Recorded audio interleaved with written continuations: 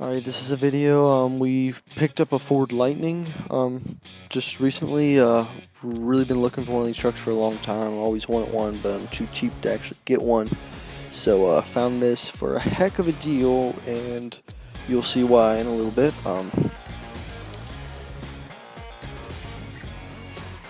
You see, the whole truck it looks like it's been spray painted black. Of course, it's originally red.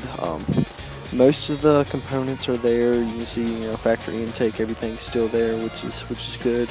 Aftermarket MSD distributor, and I believe they put some underdrive pulleys. There's a bunch of other little odds and ends they've done to the truck. You can kind of see also there's a lot of rust on everything. It was up north and everything was super salty and grimy, I guess. So it's going to be quite a job to get rid of all that rust.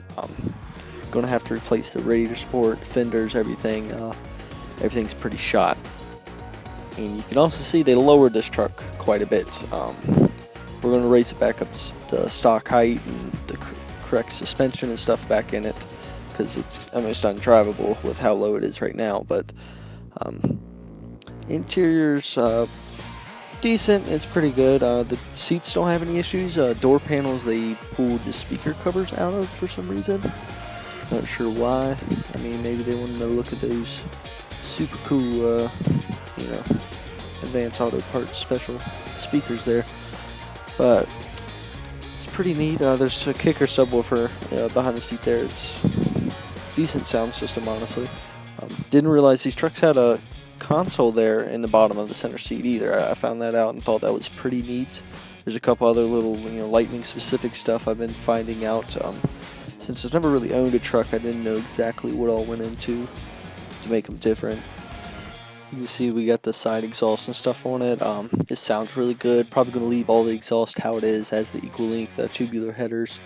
And I'm getting ready to show you something that's pretty sketch with the back of this truck. It was quite a surprise when we took the bed off.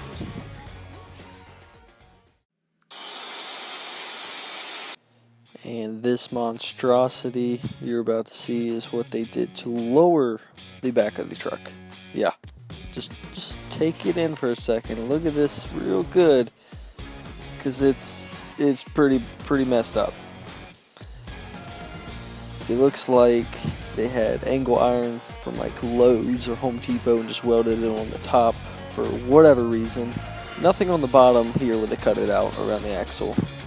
And then they took extra pieces of metal and, bubble gum everything in there. It's a mess.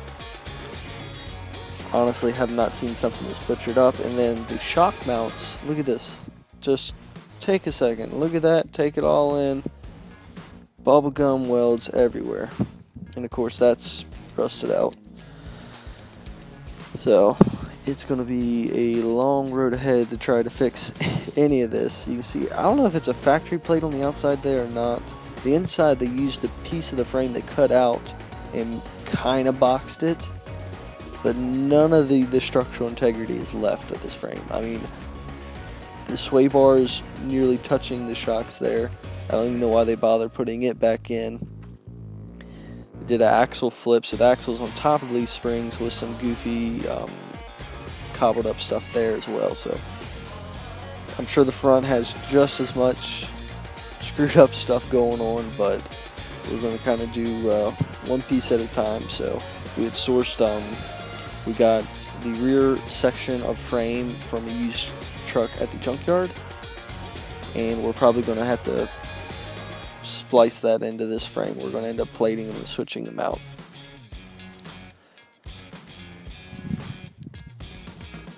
You can see here the driver's side interior still pretty clean other than the door panels again. And another reason why I picked this up super cheap. 250,000 miles. Yeah, great. The guy said the engine trans were gone through way back when. Don't know if I believe that. Don't really care. It runs and drives amazing other than the suspension. So I'll take his word for it. And again, the next day after we washed this off, we noticed, yeah, that's a crack right there. If you can see right in that corner, it splits probably 2 or 3 inches upwards, and this frame was getting ready to just take a crap and split in half. Honestly, the truck bed itself was the only thing holding this together, and that wasn't even, it didn't even have the correct bed bolts in it. So it's I don't even want to know what kind of person was working on this.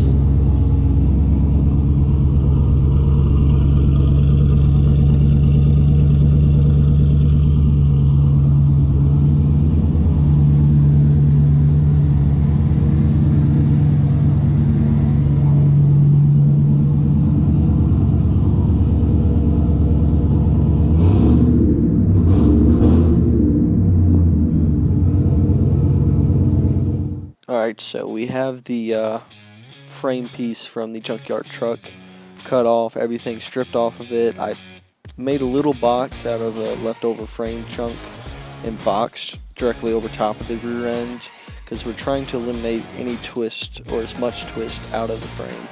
So I welded all the seams and everything where all the cross braces connect. I'm trying to make it a little more rigid in stock because I believe the Lightning's had a reinforcement plate in that section where I boxed it. We're going to work on disassembling everything off of the truck frame and putting these two halves together, and we're going to make sure everything's plated really good, and it should be better than the original frame. It should be stronger. In the meanwhile, this is just a quick kind of guide what not to do when you're when you work on a truck. Don't do any of the things that was previously shown with cutting it out. That's a horrible idea. This is all for this video. There'll be more updates hopefully coming soon. We're getting a lot of work done on this truck, so thanks for watching.